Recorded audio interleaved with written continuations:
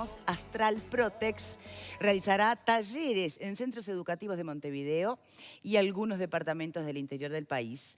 Y en estos talleres se va a enseñar a los niños de nivel 4 añitos hasta primero de escuela, la importancia de una adecuada higiene de manos, así como también el respeto y cuidado del medio ambiente a través de la optimización de recursos. Astral Protex, cuidando la salud de las familias uruguayas. Bien, y para cerrar un poco el tema del bloque anterior, porque ya vamos a pasar a otro, que tiene como un denominador, si se quiere, un poco la soberanía de nuestro país, ¿no? En cuestiones de, bueno, no solo política exterior, de comercio, de inversiones, de esas decisiones de intereses nacionales. Estábamos terminando contigo, Graciano, no sé si terminaste el concepto. Sí, el concepto básicamente buscaba encontrar ese equilibrio que yo creo que incluso tengo la impresión de que estuvo en la base de la renuncia de Massoyer en el Ministerio de Economía, en el sentido, bueno, muy bien, el país va a hacer este esfuerzo, pero a su vez, ¿qué recursos resigna por la zona franca?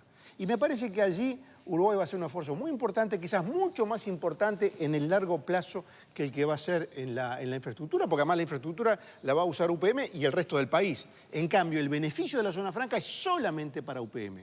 Entonces, me parece que eso sí habría que profundizarlo un poco porque son recursos que si no los pone UPM, los va a tener que poner la sociedad uruguaya para financiar los recursos que necesita el Estado. ¿Algo más para cerrar? No, el desconocimiento no es solo de la oposición. Hace unos pocos ¿La población días, también tendría que saber más? no, pero hay una situación que, por ejemplo, conversábamos con el representante del Partido Nacional en el directorio de AFE, Alfonso Lerete, que decía que el directorio de AFE desconoce absolutamente los detalles de este acuerdo. Hay preocupación en todos los representantes, también los del oficialismo, porque dicen cómo nosotros con esta AFE vamos a ser quienes vamos a operar la carga de UPM. O quizá no lo vamos a hacer, no lo sabemos. Bueno. Así que la cuestión me parece que pasa no solo por los detalles que se conversan, deberían conversarse con la oposición, sino que hay también preocupación en varios organismos del Estado, así como la prudencia que escuchábamos del secretario general de la Intendencia de Durazno, también hay varios preocupados para ver, bueno, ¿cómo vamos a enfrentar nosotros con nuestros problemas de infraestructura, con nuestros problemas técnicos, una inversión de esas características? Bueno, otro un discurso un poco más tranquilizador era el que daba ayer, incluso en Telemundo, entrevistado por Emiliano Cotelo, Sí, el propio Rossi. ministro Rossi, ¿no? Bueno, pasamos a otro tema, porque como en casi todas las cosas vamos siguiendo el día a día, ya habrá más información que podremos compartir. Hablando de último momento y de información, finalmente los camiones con lácteos de Uruguay pudieron entrar a Brasil, lo que no significa que la situación no siga muy tensa. No se olviden que Brasil sigue impidiendo otorgar nuevas licencias para exportaciones. Por lo tanto, se supone que el bloqueo, de alguna medida, se mantiene a estos productos uruguayos.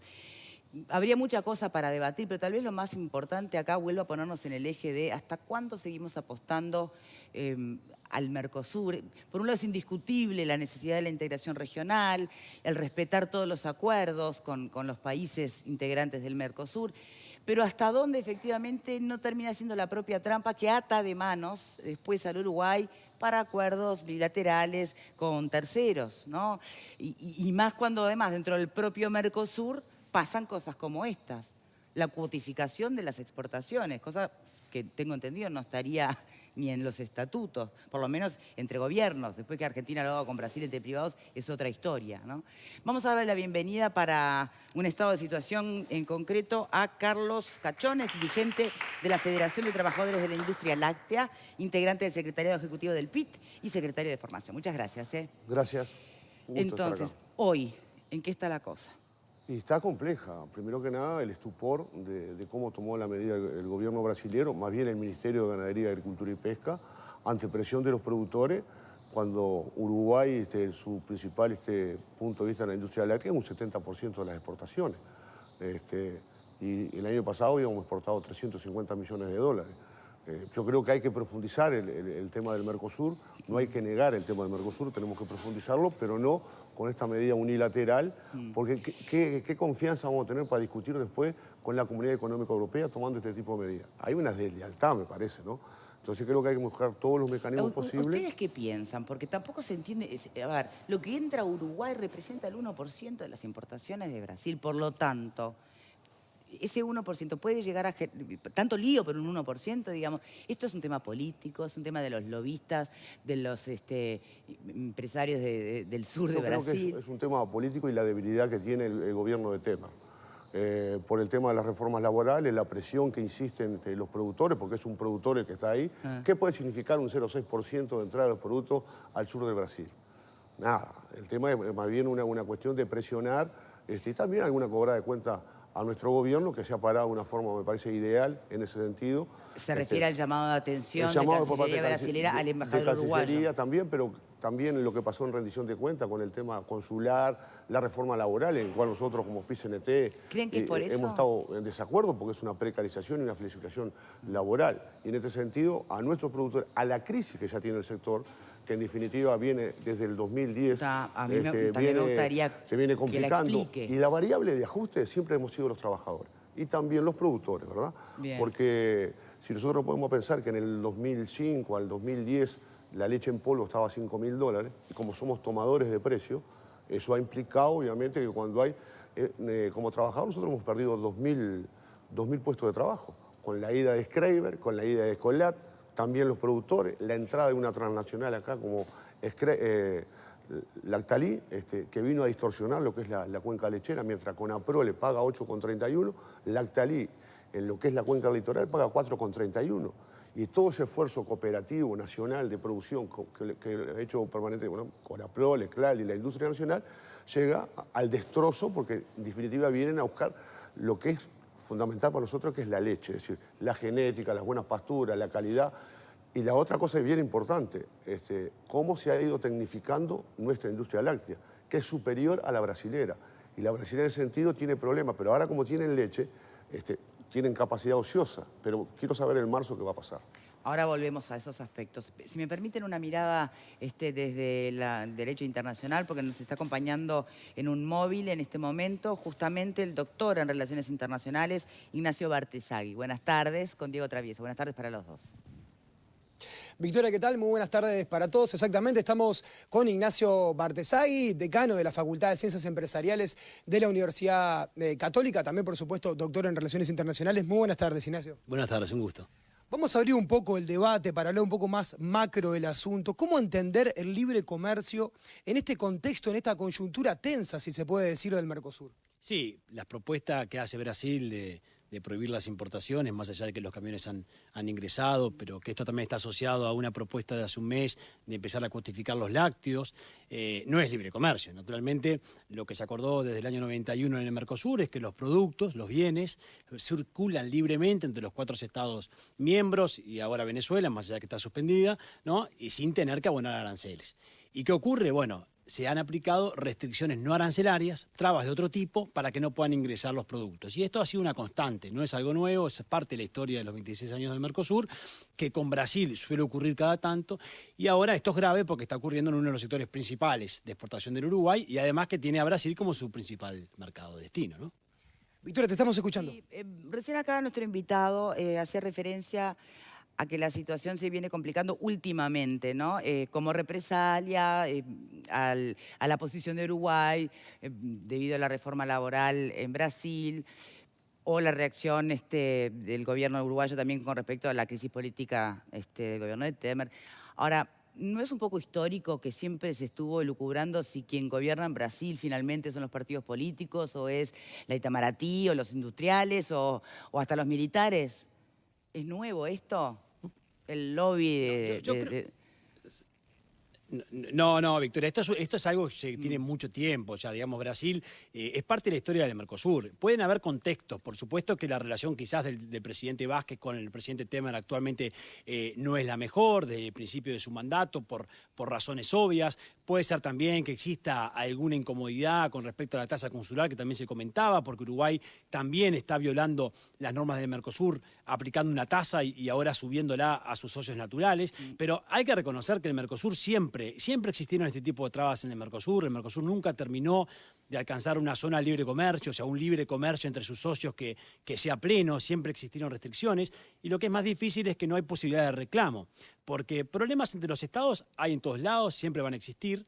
Lo importante es tener posibilidad de reclamar ante la justicia regional. Y hemos dejado de creer en la justicia regional porque en momentos en los que se ha reclamado, muchas veces los estados partes no cumplen con lo que se impone en el laudo, con lo que se impone en la decisión final, que es levantar la medida restrictiva. Entonces yo diría que más allá de los contextos nacionales actuales, donde la debilidad del gobierno brasileño actual puede influir en que sea más permeable a los lobbies locales, de todas formas hay que mirar esto como algo un poquito más amplio que tiene que ver con la historia del Mercosur. La historia del Mercosur son las barreras no arancelarias y las restricciones de estas características. Bien, y en un análisis más amplio todavía, ¿cómo debería ubicarse Uruguay? Que se sabe que no podemos, por nuestras dimensiones, por las dependencias en varios aspectos con nuestros países vecinos, ¿cómo aspirar o qué estrategia habría que tener para justamente mantener vivo el Mercosur aún con todos sus déficits? Y poder a la vez abrir nuevos mercados con terceros, cosa que hasta por las decisiones tomadas en el relanzamiento del Mercosur en el 2000 quedó clarísimo que había compromiso de todos los estados de no abrirse por su cuenta. Eso ha trabado instancias nuestras como país en el uso de nuestra soberanía, poder establecer otros mercados y otras negociaciones. Entonces, finalmente, ¿quién decide sobre las relaciones, la política internacional exterior de nuestro país? Y hoy está definiendo el Mercosur, porque en el momento en que formás parte de este bloque, el bloque te exige comerciar en conjunto, entonces tú no podés negociar acuerdos bilaterales de forma individual. Y este es el problema de fondo, porque al final el Mercosur, Uruguay debe negociar con el Mercosur, pero Uruguay también debe mostrar firmeza en reformular el Mercosur, en decir, bueno, nosotros tenemos que recuperar la soberanía para negociar acuerdos comerciales de forma individual, porque hoy no nos estás dando la posibilidad de tener libre comercio en el Mercosur, pero tampoco nos dejás poder tener acuerdos bilaterales de forma independiente. Y eso para Uruguay hoy es clave y es parte del problema de los lácteos, porque la concentración de los lácteos en Brasil tiene que ver con una demora en darle también a este sector acceso a otros mercados y acceso competitivo, cerrando acuerdos comerciales. ¿Y eso por qué no lo hemos realizado en los últimos años? Porque el Mercosur está sesgado hacia una visión más proteccionista, porque la política exterior de Mercosur la define Brasil y la define Argentina. Y no la estamos definiendo Uruguay, que es un país pequeño que ya podría tener muchos acuerdos comerciales y diversificar el riesgo. Entonces, si los lácteos son exportados a muchos mercados y no tanto a Brasil, si se traba el comercio con Brasil, uno tiene muchas más posibilidades de diversificar los riesgos en las exportaciones. Sí, ahora también me permito preguntarle, en realidad, sí, sería muy bueno, por un lado, que Uruguay tuviera esa independencia y no estuviera tan atado por la decisión 3200, que justamente compromete a eso, ¿no? A que tenga que ser un acuerdo entre todos antes que uno se busque su camino por su cuenta, con terceros. Pero de verdad, ¿qué interés puede tener un país como China, por ejemplo, ¿no? En visualizar un arreglo, una negociación comercial solo con Uruguay? ¿No nos ven en realidad como el paso a una región? Bueno, pero ser paso a una región es un primer paso para China. Ojo que en la teoría actual del comercio, esa visión quizás hace 10, 15 años o 20 años tenía explicación y todavía ahí uno decía tenemos que estar juntos para tener más poder negociador o para captar el interés de otros estados. Para ser atractivos. La teoría actual de las relaciones internacionales, Victoria, del comercio internacional, indican otra cosa. Indican que países pequeños tienen mucho para dar y reflejan intereses que no nos estamos dando cuenta. Por ejemplo, a China le interesa tener una primera entrada al Mercosur a través de Uruguay. Y también le interesa acercarse a Paraguay, porque con Paraguay no tiene relaciones diplomáticas. Paraguay tiene relaciones diplomáticas con Taiwán. Y también le interesa pensar en una agenda más vinculada a la cooperación. O sea, hay muchos factores que hacen, por supuesto que no es el tamaño del mercado. No vamos a convencer a China con el tamaño de nuestro mercado, pero sí un país como Uruguay le puede dar a China muchas cosas que China está necesitando en América del Sur, donde tiene una estrategia muy específica de seguir ampliando su presencia, ¿no? Entonces, en ese sentido diría que ya no existe esa visión de que solo los países grandes captan el interés, muchos países pequeños. Está clarísimo. Lo que sí, Uruguay está visualizado como el interés de un país por América Latina, no estrictamente a lo que pueda hacer la producción a nivel de mercado nuestro, ¿no? No, por supuesto, es una estrategia para acercarse aún más a América Latina, pero en particular a América del Sur, que él es muy reacia a China, porque Brasil y Argentina son muy proteccionistas contra China y sabe que si eso China lo rompe con Uruguay es un excelente comienzo. Pero eso no nos debe importar, lo que nos debe importar a nosotros es, por esa razón le captamos el interés a China y nosotros estaríamos consiguiendo un acceso para productos que estamos necesitándolo en la segunda economía a nivel mundial. Bien. Muchísimas gracias por esta nota. Finalmente lo que no queda muy claro es cuál es la salida a este conflicto en concreto con Brasil y con los productos lácteos. Bueno, sí, la salida tiene que ser la negociación en primer lugar. ¿Apuestan y a la si vía eso no diplomática? avanza, ¿Alcanza? No, la vía diplomática, si no alcanza, lo que Uruguay tiene que hacer es activar el sistema de solución de controversias y apostar a que se cumplan las normas en el Mercosur. Pero igual, el tema de fondo es que Uruguay tiene que tener una estrategia definida de reformular el Mercosur, de hacer una propuesta de que este Mercosur, que ya lleva 26 años, no está haciendo lo que nos dijeron y nosotros necesitamos otro Mercosur. Perfecto. Bartesagui, muchísimas gracias por este móvil. Muchas gracias, Diego. Con todo gusto. Gracias, Victoria, adelante. En esta teoría de verdad que Uruguay pueda colocar productos, hablando de la leche en otros países, ¿tenemos la capacidad de producir como para efectivamente poder colocar, además de Brasil, en otros lugares? Sí, creo que sí ha habido una perspectiva y una evolución bien importante en la industria, en la industria láctea, que se ha ido en buena parte mejorando la tecnología, mejorando toda la capacidad de los campos, y en el tema de la leche podemos perfectamente. Nosotros teníamos mercado que se ha ido complicando, como el caso de Venezuela, que por la deuda, pero fue en su momento un mercado bien importante. Cuba es un mercado que permanentemente nos está comprando, es además un cliente muy serio. Corea no estaba... Corea sí, pero lo perdieron. ahí empiezan las cuestiones. Empiezan las cuestiones. Nosotros teníamos un mercado importante en México, pero Estados Unidos, a través del tema de las cuestiones, ha ido cortando, ¿no? Claro. Entonces nos ha ido generando un TLC que se fue aprovechando en las mejores condiciones. Sin embargo, en ese caso nos pasó con Corea y con Estados Unidos. ¿Y por qué no podemos negociar en bloque después con la Comunidad Económica Europea? Porque los productores quieren subsidiar y lo menos que quieren poner es el tema de los lácteos arriba de la mesa.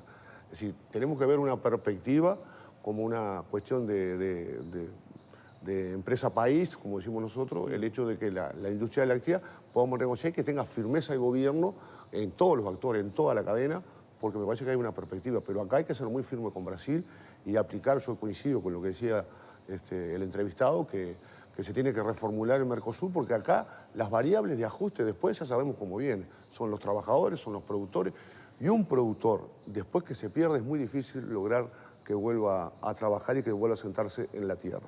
Bien. Eso es lo que nosotros tenemos que recatar, y también el oficio de un trabajador de la industria no se hace el día para el otro, porque es muy trabajado, hay mucho saber obrero, mucho de la tecnificación, y ha ido de la mano con la tecnología.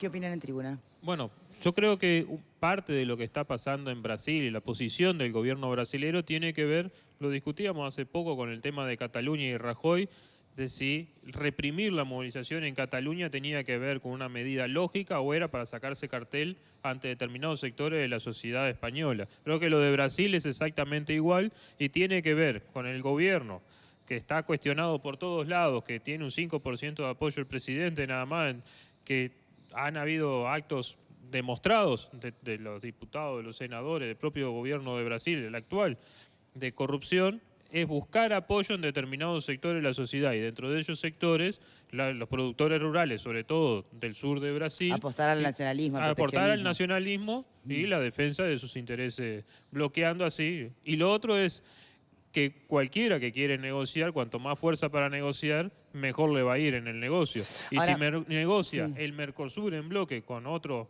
con la Comunidad Europea, con China, con quien sea, va a salir mejor posicionado. Pero para eso tiene que haber una unidad. Ahora, ¿es esperable que un país en crisis política, ¿no? Como Brasil y también con sus problemas económicos, está mal que no dé un trato preferencial a los intereses de otro país que no sean los de su propia población? ¿Hasta dónde uno puede ser intransigente con eso? Pero en ese caso, Bueno, muy hay que pequeño. abandonar el La Mercosur. pregunta, yo creo que aplica, pero si estás en un contexto llamado Mercosur, donde se supone que no tiene que haber barreras arancelarias, luce como una contradicción. Yo igual creo que hay sobre este tema, primero que hay muchas flechas, muchos vectores que parecen coincidir. Hay una pregunta que yo necesito que a mí me quede clara y que tiene que ver con el argumento brasileño, que muchos dicen que solo es una excusa. Pero yo, ¿La famosa en general, triangulación, querés saber? claro, porque yo en general no compro la pastilla de que somos siempre los buenos de la película Bien. y siempre los lindos. Yo pregunto, la acusación que hace Brasil a propósito de triangulación, ¿le vendemos leche a Brasil?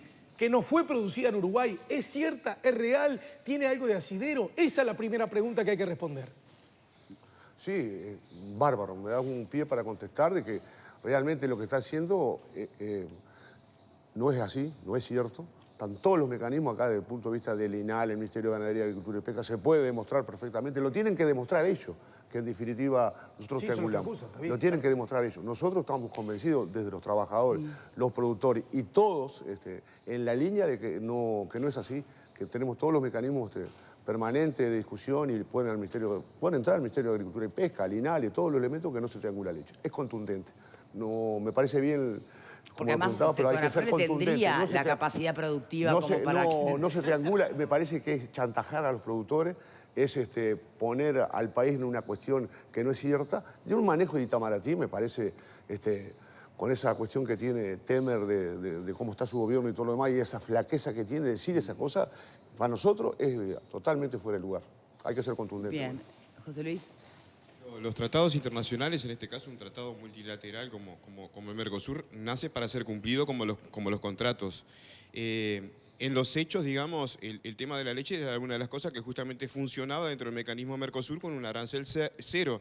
Justamente recurre Brasil a invocar, digamos, y poner trabas para arancelarias, es decir, no referente a los aranceles, sino diciendo de que no tiene contenido nacional la mercadería y que por lo tanto no debería tener un trato del arancel cero, justamente para de alguna manera vulnerar el tratado. Me parece que sí hubo una muy buena respuesta de Uruguay en ese sentido, en la medida en que Aguirre inmediatamente recurre como diciéndole, bueno, de la misma manera que ustedes pueden llegar a sospechar, ¿verdad?, sobre las exportaciones nuestras, nosotros podríamos sospechar sobre los camiones que están en la frontera de ustedes y bueno, vamos a ser meticulosos a la hora de decir, bueno, ¿cuál es el componente brasilero que tienen las mercaderías que vienen de ahí que se están beneficiando de ese arancel cero? En definitiva, me parece que es el mercado el que termina determinando que el 60% de nuestras exportaciones de lácteos vayan hacia Brasil, porque justamente se trata de que hay un arancel cero. Si en el día de mañana tuviésemos un trato preferencial de arancel externo común con otros países, seguramente que podríamos estar diversificando, en el caso de los lácteos, la producción hacia otro lado. Pero a mí me parece que de alguna manera está implicado todo esto, ¿no?, que tiene referencia también con lo que hablábamos hoy, que es el tema de qué tan estables somos políticamente los países y qué tanta seguridad y certeza jurídica damos. Entonces son esas las cosas que se juegan, sobre todo cuando los estados entran a negociar en esto del mundo del comercio y no tanto en el tema de las políticas clásicas públicas que se conocen, ¿no? Como hablábamos hoy del tema, por ejemplo, de la seguridad y del comercio a la vez, o de las empresas radicando inversiones. Ligia. Igual podríamos analizar más de un aspecto de este asunto con el tema de la lechería, porque de hecho estamos viendo que la industria lechera ha mermado mucho por los altos costos de producción, han cerrado varias empresas, Ecolat, Schreiber Foods, y también se hablaba de una empresa que está modificando un poco lo que es el tema de los costos, ¿no?, que paga 4 pesos el litro de leche cuando el resto de las cooperativas pagan alrededor de los 10, 11 pesos. Pero también tenemos que cargar las tintas en el gobierno brasilero, o también la culpa la tiene este gobierno que no está apoyando a los productores lecheros, a los medianos y pequeños productores como se debe. Desde el 2015 hay un proyecto de ley que propone, de la Unidad Popular, que propone tener un precio sostén para pequeños y medianos productores de entre 50 y 200 hectáreas de producción, que afectaría no solamente a los productores lecheros, sino también a los que manejan derivados, los que producen derivados. Y me parece que también es ahí el problema. Me parece que también el gobierno podría defender mucho más la industria lechera, también hablando de la importancia que tiene de la soberanía, desde el punto de vista de la soberanía alimentaria, y protegiendo, ser más proteccionistas, subsidiando y también, protegiendo entonces una industria tan importante. ¿Qué opinan ustedes de este aspecto, ¿no?, de lo que tienen en manos poder hacer nuestro país, nuestro gobierno, con la industria lechera? Muy poco en el conflicto con Brasil. Porque cuando uno mira la experiencia en otras partes del mundo de los procesos de integración, y en definitiva lo que está hoy en cuestión es el proceso de integración del Mercosur, uno encuentra, sobre todo en Europa, que es el proceso quizá más exitoso de la segunda mitad del siglo XX para acá, uno encuentra que, repito, el caso europeo, podemos citar también el caso en América del Sur, del Acuerdo del Pacífico, pero básicamente en Europa, ¿cuál fue el secreto del éxito, a mi juicio por lo menos, de la Unión Europea, primero la Comunidad y después la Unión Europea? Que se partió de dos países que eran más o menos homogéneos, como Alemania y Francia. Entonces la paridad en potencial económico, en población, en capacidad productiva y en cierto modo en algunos casos en complementariedad de la producción, aseguraba de antemano un camino de relativo éxito. ¿Qué pasa en el Mercosur? Hay mucha asimetría entre los países. O sea, ¿cómo vamos a plantear nosotros tomar medidas de represalia con Brasil? Es totalmente absurdo. O sea, no va a tener ningún efecto. La población del Uruguay es menor a la de Porto Alegre. Entonces, planteando la realidad de las cosas, yo creo que lo que hay que revisar es justamente el mecanismo de integración en sí mismo. ¿Cuál es la viabilidad o el beneficio que obtiene Uruguay, el país más pequeño, en integrarse con una economía casi continental como es la brasileña? Yo creo que ahí está el punto de la cuestión. Y cuando desde algunos sectores y algunas, en fin, personas que estudian estos temas plantean la necesidad de abrirse más al mundo, surgen enseguida las voces, no, un momentito, el Mercosur, más y mejor Mercosur. Sale la posibilidad del tratado con Chile, no, con Chile no, con China tampoco, Mercosur. Y cuando vamos al Mercosur nos encontramos que nos cierran las fronteras. Entonces me parece que sin prejuicios, sin visiones ideológicas, hay que volver a pensar sobre el Mercosur y sobre la viabilidad de una integración entre un gigante continental como Brasil y un país que en definitiva es el nuestro, lo queremos mucho, pero no deja de ser en población un barrio de Porto Alegre. Mira un mensaje, esto para que usted pueda replicar. Como era sabido, la venganza del gobierno de Temer iba a venir con todo contra Uruguay por el apoyo tanto del gobierno uruguayo como del PIT-CNT a Dilma. Y lo que nos queda es agradecer al sindicato PIT-CNT y al Frente Amplio por meterse en problemas vecinos. No, creo que hay que ser muy respetuoso con el televidente en ese sentido. Acá lo que tenemos que visualizar es el aparato productivo, la sostenibilidad y la perspectiva de la industria, más allá de lo que estén en este momento al frente de los gobiernos. Y acá ni el Blanco ni Colorado, acá debe haber una política de Estado que debe mantener el tema de la lechería, como también de la opinión que hacía la panelista. Han habido permanentemente en la industria láctea un aporte importante desde el primer gobierno de Tabaré Vázquez, en el segundo gobierno de Mujica, en lo que fue la inserción internacional y lo que ha sido también los fideicomisos y todo lo demás, que lo toman o no lo toman los productores, pero siempre se ha tratado de apostar y hay un endeudamiento importante, pero también se sabe que el tema de la industria es cíclico y que se puede mejorar y la inversión siempre se ha ido recuperando. Y la industria yo creo que tenemos que buscarle la vuelta a través de la renegociación del bloque. Yo comparto en ese sentido que hay que renegociar, porque la industria láctea es en perspectiva quien se sostiene, quien hace el tema de los productores, asienta a la gente en la tierra, genera en la cadena los obreros industriales. Es una cadena realmente importante que me parece que da la posibilidad de poder salir adelante, ¿no? Ayer Vázquez dijo algo del TLC con México, la posibilidad de incluir el tema de los lácteos. ¿Eso es una posibilidad real? ¿Eso es un sueño? ¿O no, puede paliar en algo la situación? Es real porque nosotros teníamos un mercado, la industria, pero principalmente con Amprole, tenía una industria muy importante con lo que significaba la entrada de quesos en México. Pero era como le decía anteriormente, que con la presión de Estados Unidos se dejó y lo que le fueron sobrando a los productores también es saber, nosotros somos ínfimos, entonces tenemos que buscar qué es lo que tiene que buscar nuestra industria para que sea apetecible. Es la calidad, es lo que nosotros estamos teniendo y también ir avanzando en la productividad. Y después no es manejar también que los costos que se pueden dar desde el punto de vista salariales y todo lo demás, eso está, en cierta manera se está cubriendo. Pero insisto, hay que hacer una renegociación con el tema del Mercosur para ver hacia adelante cómo nos paramos y cuáles son los múltiples mercados que se tienen. Y Uruguay tiene en China, en Argelia. Nosotros teníamos una reunión la semana pasada con el intendente de San José, fue un viaje allá y estuvo renegociando con una provincia, pero están todos los aspectos legales del Mercosur, que no le complicó realmente poder hacerlo, pero hay una perspectiva y es apetecible la industria nuestra por la calidad que tiene, ¿no? Ahora, Cachón, el PIT-CNT, perdóname, el PIT-CNT está en contra de muchos arreglos. Con respecto al TLC con Chile se ha planteado que no, también fue el tema del famoso TISA, y renegociar cómo y hacia dónde. Porque usted está planteando el tema de la industria láctea puntualmente, pero la central sindical... No, pero claro, la central la veo en una perspectiva mucho más desde el punto de vista de la región. Creo que tenemos que reformular, pero un TLC que implique precarización en el empleo, malas condiciones de trabajo, malos salarios, con Chile yo no quiero. No quiero en un sentido, pero también hay que ver el crecimiento que tiene Chile de PBI y cómo ha sido su distribución desde el punto de vista de los trabajadores. Tiene 4 o 5 centrales. Entonces, que nos venga con un TLC que implique la rebaja, que implique costo salarial, que implique costo del punto de vista, ni para la industria láctea ni para ningún sector de trabajadores. Bien, pero usted no acaba de decir que estos gobiernos, tanto el de Tabaré primero como el de Mujica y el actual, de alguna manera han demostrado un compromiso para con el sector. Con la industria sí. Sí, perfectamente, sí. Y en paralelo hay intentos de un TLC que perjudicaría al sector. TLC, en el tema de la industria, ya le digo, que si viene un TLC con Chile en esas condiciones no estamos de acuerdo. Si vamos a regularizar con lo que significa para nosotros, ¿por qué están diciendo de Uruguay? Porque hay que ver también que en Uruguay hay rigidez laboral, que tenemos muchos derechos, que no vienen inversiones porque está la negociación colectiva.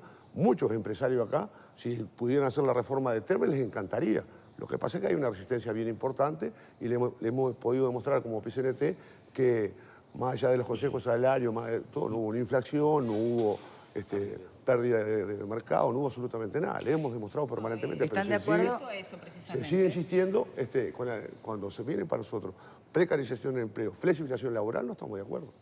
Yo, francamente, creo que es un análisis muy simplista decir que estos son medidas de represalia por lo que el gobierno uruguayo ha dicho respecto a la reforma laboral de Temer en Brasil, porque hay que recordar que medidas de este tipo Brasil las tomó aún cuando había gobiernos como el de Dilma. Yo recuerdo, no hace mucho tiempo, no hace muchos años, y ustedes lo recordarán también, el sector arrocero, las decenas de camiones que no podían ingresar a Brasil por el sector arrocero. Y estábamos hablando de gobiernos afines. Recuerden lo que fue las trabas del gobierno de Cristina Fernández de Kirchner. Fue uno de los peores momentos de relacionamiento comercial entre Uruguay y Argentina por aquellas trabas que estaban impidiendo lo que era la importación. Pero ahí sí era represalia por Botnia, ¿no? Ahí claramente había un elemento pero digo, político no digamos muy que esto importante. es porque cambia el signo de los gobiernos y entonces el Mercosur pasa a ser una especie de bloque que tambalea. El bloque tambalea por sí solo por los intereses comerciales, Además, a los que los gobiernos son permeables. En este caso en particular, el canciller brasileño no estaba informado de la acción del ministro. Es lo que dijo. Por lo tanto,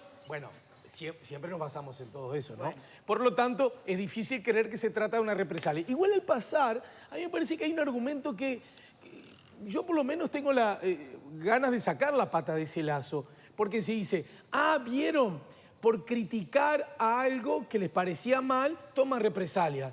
Bueno, las naciones, los estados, las personas, si nos parece que hay una injusticia, tenemos que decirlo, aunque afecte al que después nos pueda tomar la represalia. ¿Qué sería el mundo? Es más, ¿cuántas veces se ha acusado aquí, aparte del gobierno, que no es lo suficientemente duro con el autoritarismo venezolano porque se supone que hay algún tipo de acuerdo que hubo, hay o habrá? ¿Y qué hemos dicho los que nos gusta la democracia? No, papá. Con Venezuela, con su gobierno autoritario, hay que ser duro, fuerte y claro. Y también hemos dicho, algunos, también hay que serlo con la impresentable institución de la que fue víctima la presidenta constitucional del Brasil. Por lo Entonces, tanto, ¿está bien en tomar Brasil esta decisión, estos reparos? Esto lo digo, vieron, por incomodar al grande, el grande te pisó. Bueno, uno en la vida tiene que tener dignidad, aunque esté peleando con el grande. Bueno, por eso pregunto. Entonces, en definitiva, es entendible que Brasil pueda tomar estas medidas. No es entendible, no se justifica una cosa con otra. Seguramente no estoy diciendo que Brasil actúe por esa razón. Simplemente la lógica. Estoy criticando la lógica. Igual quiero decir algo. Yo creo que el Mercosur anda muy mal desde hace mucho tiempo. Así mismo digo, es curioso. Lo que se le reclama ahora es que funcione el Mercosur. Quiero decir, ¿para qué sirve el Mercosur? Y bueno, para que los productores lácteos, para que el producto lácteo pueda ingresar como estaba ingresando hasta ayer. Por lo tanto, se ve que el Mercosur no son solo, para los lácteos al menos, malas noticias. Bien, ahora, escuchar que hay que mejorarlo, que hay que reformularlo, es lo que venimos escuchando desde siempre. Hacemos una pausa, prometo darte la palabra. Gracias. Porque si no, cuando abrimos el programa me decís cosas horribles. Que no te